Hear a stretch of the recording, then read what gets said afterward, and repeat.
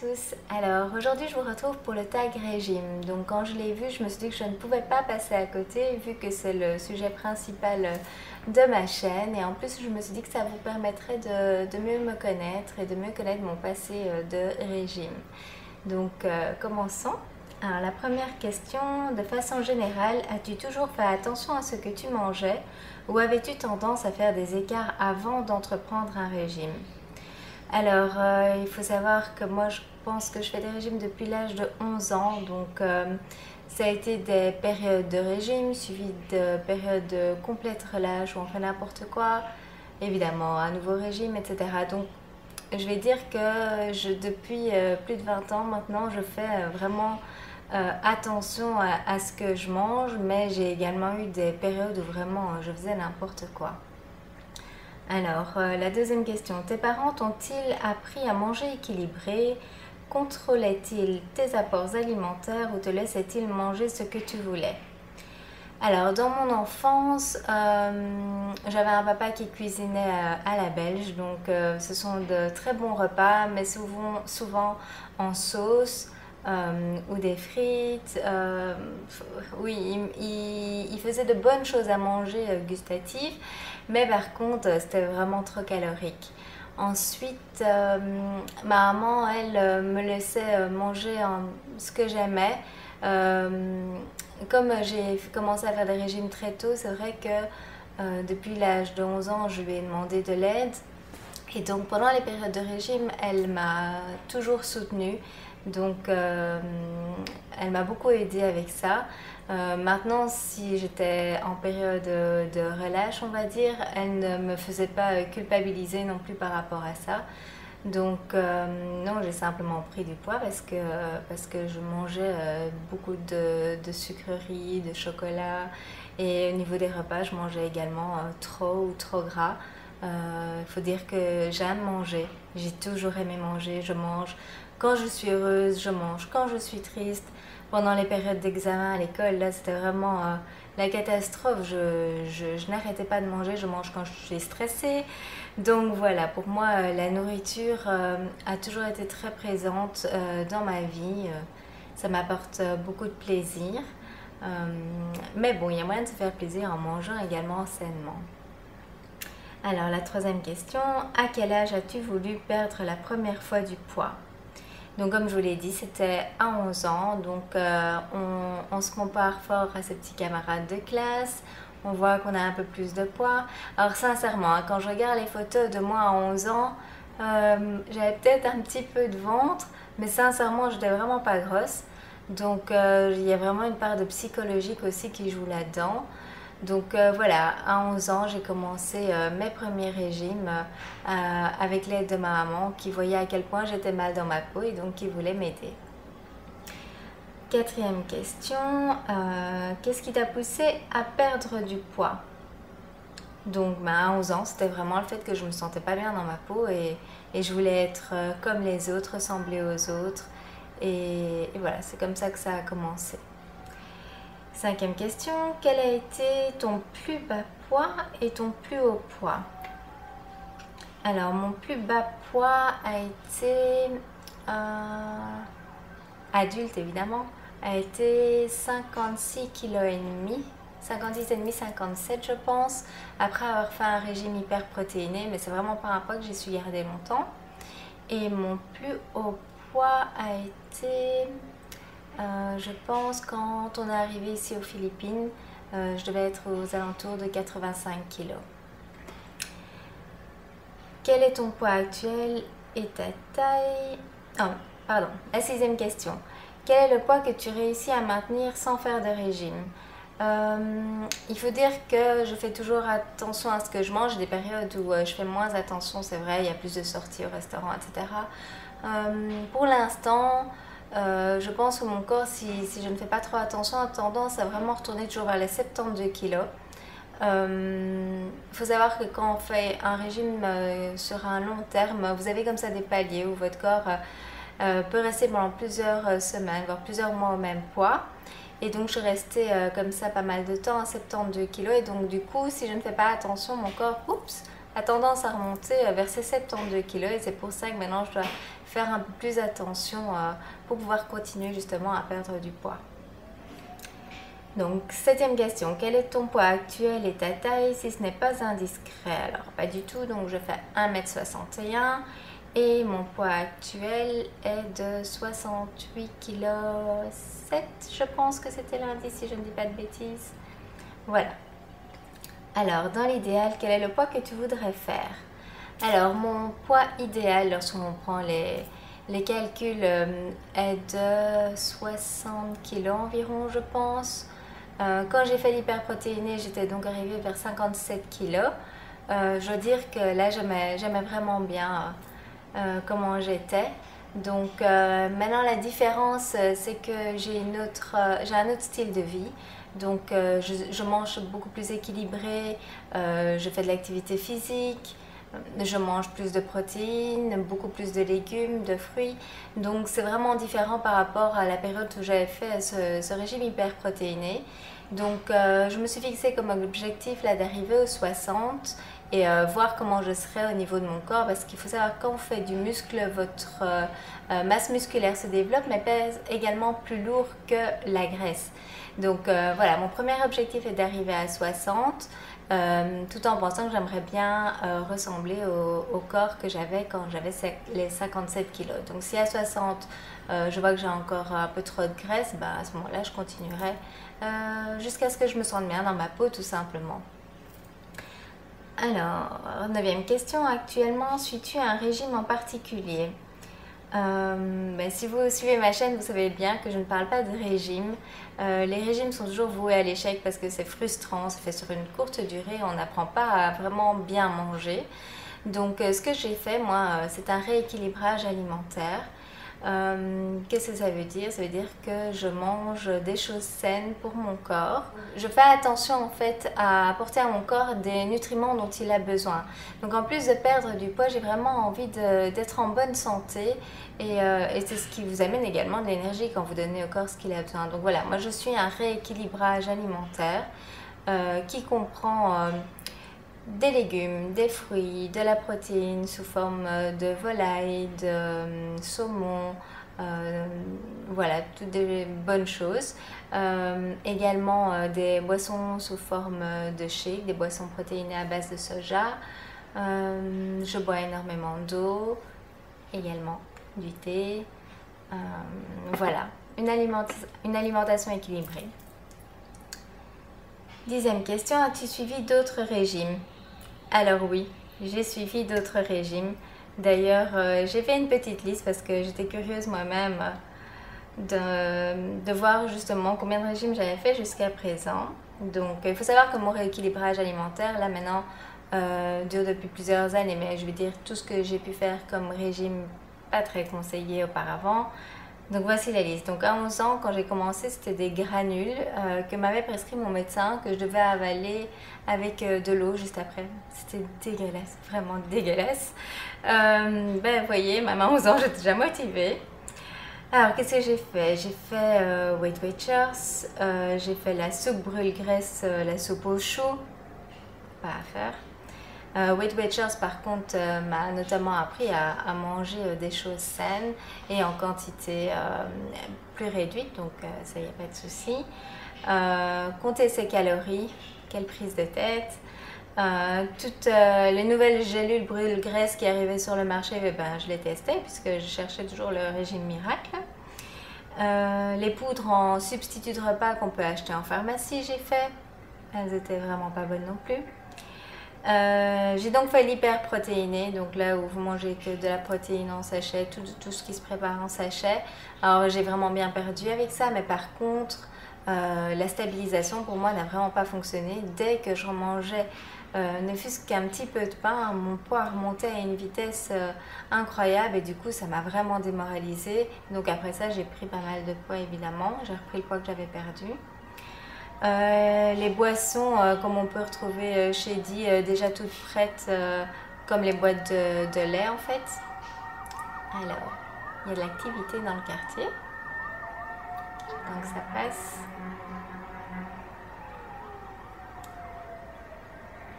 Voilà. Donc j'ai fait également la mésothérapie, donc ce sont des petites piqûres qu'on vous fait sous la peau pour faire fondre la graisse. Ça fait très mal, c'était pas très agréable. Et si vous rééquilibrez pas votre alimentation à côté, ça ne sert à rien. J'ai été suivie par des diététiciennes, j'ai fait les crèmes amincissantes, j'ai fait des régimes à base de livres que je trouvais, j'ai fait le slim fast, de l'acupuncture également. Donc ça, c'est les petites aiguilles qu'on vous place et qui sont censées vous permettre d'avoir moins d'envie de manger. Voilà, donc vous voyez, je suis sûre que je dois en oublier là-dedans, mais j'ai vraiment fait beaucoup de choses depuis mes 11 ans.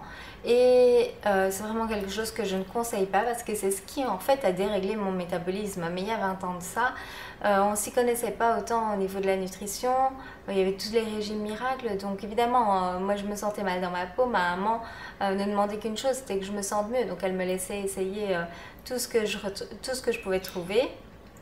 Donc voilà, je ne conseille vraiment pas de faire ça. C'est ce qui a déréglé mon métabolisme et qui fait qu'aujourd'hui j'ai beaucoup plus de mal à perdre du poids qu'une personne qui ferait son premier programme de perte de poids. Alors il n'y a pas de régime idéal, hein, mais il faut avant tout penser à sa santé et à manger équilibré. Alors, question suivante. As-tu des astuces, des conseils qui t'ont aidé dans ta perte de poids? Oui, évidemment. J'ai plein d'astuces, vous le savez. C'est pour ça que j'ai créé ma chaîne, justement, parce que j'avais envie de partager toutes ces astuces qui peuvent vraiment vous aider à rééquilibrer votre alimentation. Donc, je ne vais pas toutes les reprendre là, ce serait vraiment trop long. Vous pouvez déjà en retrouver 10 dans l'épisode 31 que j'ai mis en ligne il n'y a pas longtemps. Je vous mettrai le lien ici.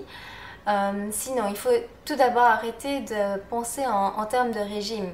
Donc comme je vous ai dit, les régimes c'est quelque chose qu'on fait sur une période courte, qui sont vraiment très difficiles à tenir, qui vous mettent de mauvaise humeur et donc vous allez arrêter. Et après ça, vous avez été tellement frustré que vous allez manger n'importe quoi et vous risquez de prendre encore plus de poids. Donc essayez de penser à rééquilibrer votre alimentation, trouver une alimentation en fait qui soit idéale pour vous et qui puisse vous faire perdre du poids dans un premier temps, mais après qui vous permette de stabiliser votre poids et de ne plus jamais en reprendre. Quel autre conseil? Manger des protéines régulièrement. Les protéines, c'est ce qui vous permet de garder vos muscles et vous permet de brûler de la graisse. C'est ce qui permet de ne pas avoir faim entre les repas. De plus, vous pouvez manger toutes les 3 heures. Notre corps, il est fait comme ça. Et en lui donnant à manger régulièrement, vous allez voir que vous allez avoir moins faim, moins craqué. Et votre corps, lui, il ne sera plus en mode de stockage parce qu'il sait que tous les 3 heures, vous allez lui donner à manger. Donc, il n'a pas ce besoin de stocker. Manger des choses saines évidemment. Boire de l'eau, donc au minimum 1,5 litre d'eau par jour. Boire du thé, alors des grandes tasses de thé comme ça, c'est parfait. Vous en prenez 1 ou 2 par jour. Moi je commence tous les matins avec mon thé, en plus ça donne de l'énergie. Personnellement, j'utilise également les jus de légumes qui m'aident vraiment au niveau des fringales, mais également au niveau du transit. Et c'est super bon et ça a un goût très fort. Donc, quand vous avez une envie ou vous pouvez le prendre également en tant qu'en-cas, c'est vraiment très agréable. Je prends des shakes à base de protéines parce que c'est une façon facile d'apporter de la protéine dans sa nutrition, que c'est délicieux. Et que ça me cale vraiment bien l'estomac. Personnellement, si je mange une tartine le matin, moi j'ai faim déjà après 1 heure, tandis que le shake, lui, me cale facilement entre 2 heures à 3 heures. Alors, quoi d'autre? Qu'est-ce que je peux vous conseiller encore? Évidemment, l'activité physique, donc pas spécialement aller en sport 2 heures tous les jours, mais bouger. Pour sentir votre corps se raffermir, ça peut être simplement de la marche rapide, 1 demi-heure tous les jours, c'est parfait. Et alors, se fixer des objectifs. Si vous avez 30 kg à perdre, ne vous dites pas, voilà, mon objectif est de perdre 30 kg. Coupez ça en plus petites tranches et ça va vous aider vraiment à avancer. Dites-vous, voilà, je perds pour telle date mes 5 premiers kilos et ainsi de suite. Vous allez voir que oui, ça fait une différence. Et bien pensez à votre pourquoi. Pourquoi vous voulez perdre du poids. C'est dans les moments difficiles, il faut repenser à ça. Que ce soit parce que vous vous sentez vraiment mal dans votre corps, vous ne supportez pas le regard des gens, parce que vous avez réalisé qu'au niveau de votre santé, c'est vraiment pas bon, que vous risquez de tomber malade à cause de cette graisse qui entoure vos organes. Donc vraiment, faites une liste de tous les pourquoi vous souhaitez perdre du poids et imaginez-vous à comment vous vous sentirez une fois que vous aurez perdu du poids. Parce qu'une fois que vous perdez vos premiers kilos, c'est bon, vous êtes motivé, vous vous sentez bien. Et alors si vous vous imaginez à comment vous vous sentirez une fois l'objectif atteint, imaginez-vous dans le jeans de vos rêves, pouvoir aller faire du shopping partout où vous le souhaitez. Voilà, essayez de visualiser votre futur avec le poids que vous souhaitez et quand vous n'allez pas bien, eh bien remémorisez tout cela.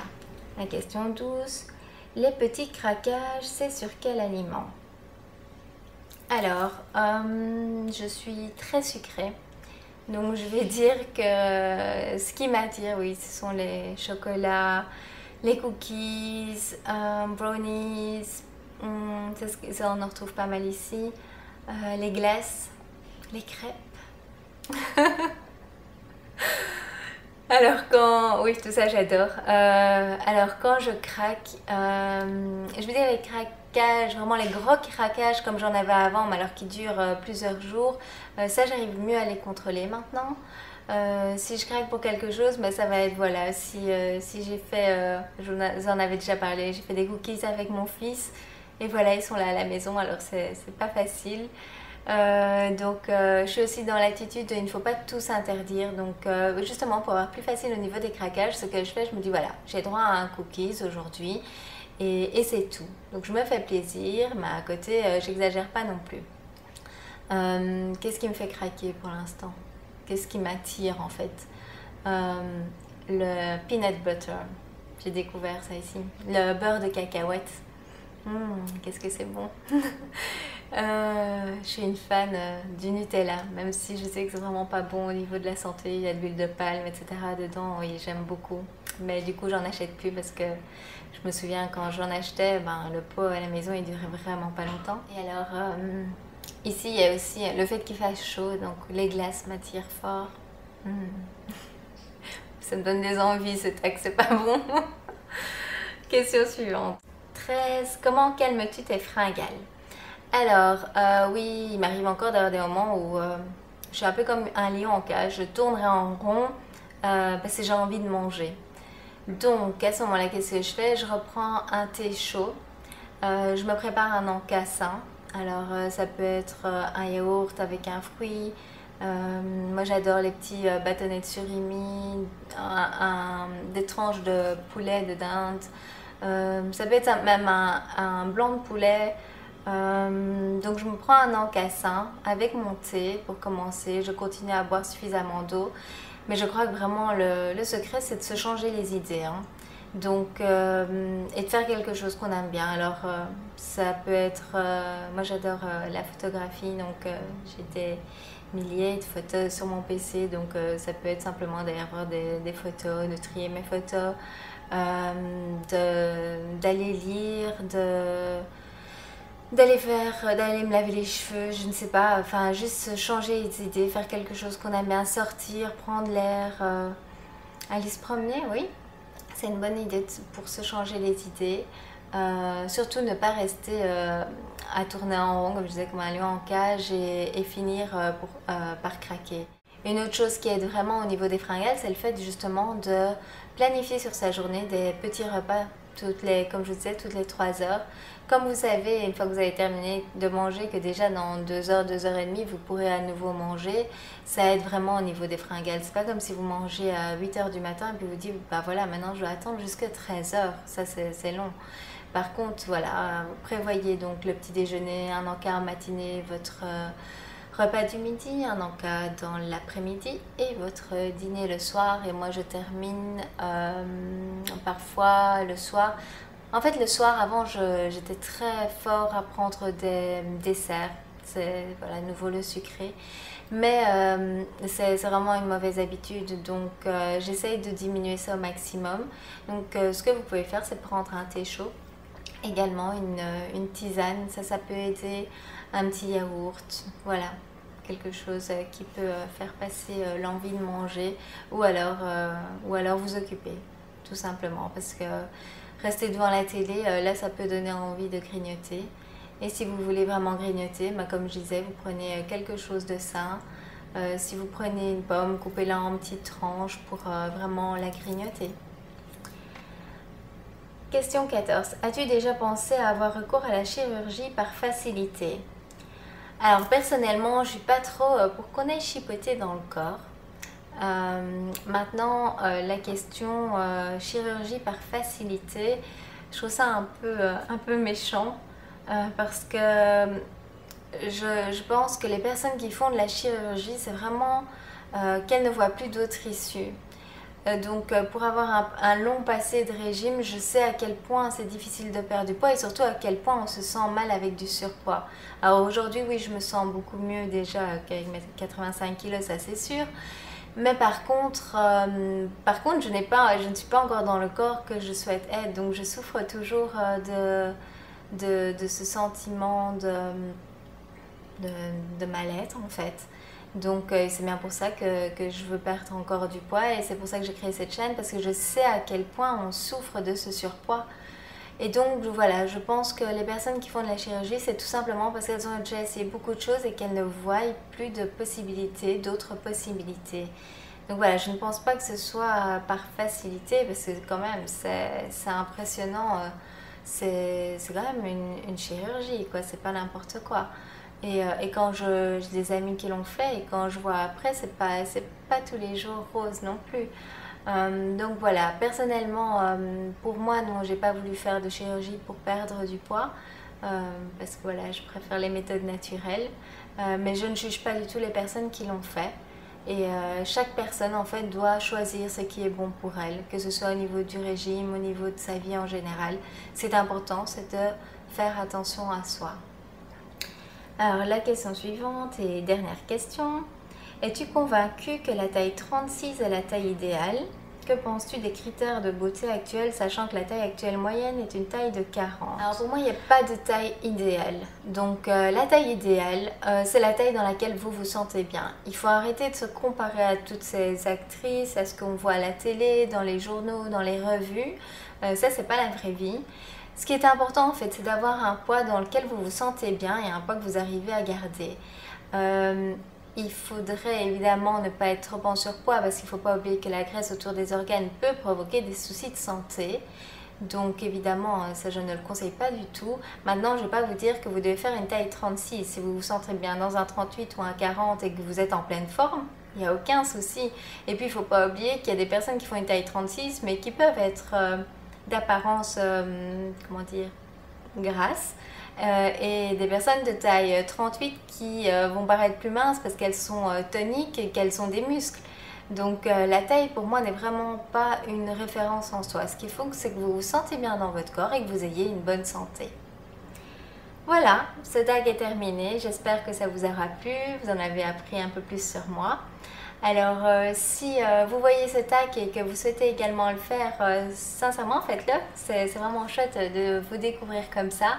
N'oubliez pas de le mettre en vidéo commentaire sous ma vidéo ou de m'envoyer un petit message pour me dire que vous l'avez fait pour que j'aille le voir. Voilà, je vais terminer par vous montrer la vue aujourd'hui sur Makati, c'est aux Philippines. Comme je ferai la fenêtre, j'en profite, j'espère que vous allez voir.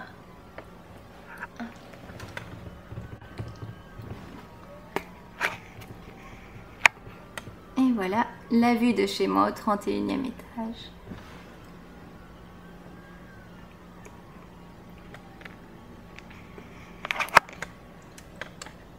Voilà, je vous fais de gros bisous et on se voit dans la prochaine vidéo.